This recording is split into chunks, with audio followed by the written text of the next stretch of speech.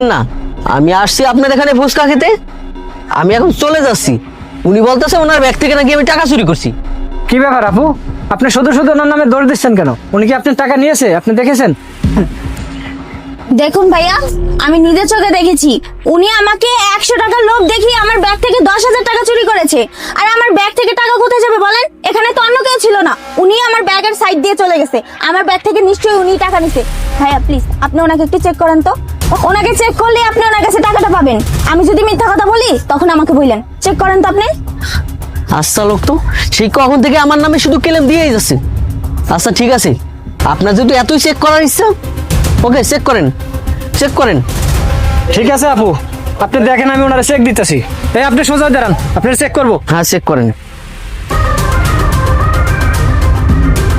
কই কি ব্যাপার আপু, ওনার কাছে তো কোনো টাকা নাই, আপনি শুধু শুধু ওনার নামে দোষ দিচ্ছেন। কি হলো এবার শান্তি? টাকা পেলেন? শোনেন আপনাকে একটা কথা বলি, কারণ আমি না জেনে না বুঝে এভাবে মিথ্যা অপবাদ দিবেন না। শুনুন, টাকাটা কিন্তু 100% আপনিই নিছেন।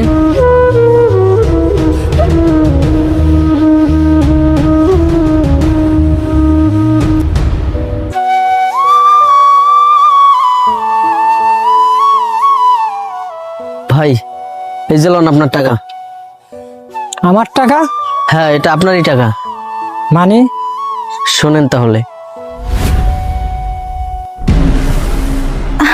ভাইয়া আপনার ফুচকার বিলটা রাখেন। ও আচ্ছা, ফুচকার বিল।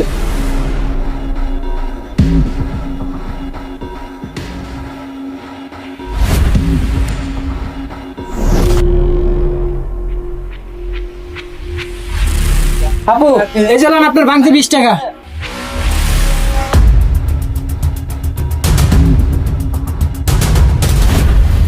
ভাই দুনিয়া যে এখনো ভালো মানুষ আছে সেটা আমি আপনাকে না দেখলে বিশ্বাস করতে পারতাম না। মেয়েটা গেছিল আমার কাছে ফুচকার বিল দেওয়ার জন্য, কিন্তু আমার ক্যাশ থেকে যে কখন টাকাটা নিল সেটা আমি বুঝতেই পারি নাই। ভাই সত্যি কথা বলতে কি, এই টাকাগুলো আমি আমার মেয়ের চিকিৎসার জন্য জমাইছিলাম। আমার মেয়েটা 3 মাস ধরে অসুস্থ, তার চিকিৎসার জন্য এই টাকাগুলো জমাইছি।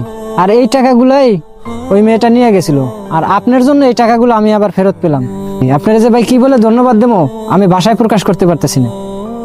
ভাই ধন্যবাদ দিতে হবে না, ভাগ্যিস তখন আমি দেখছিলাম, তাই হয়তো মেয়েটার কাছ থেকে টাকাগুলো রাখতে পারছি।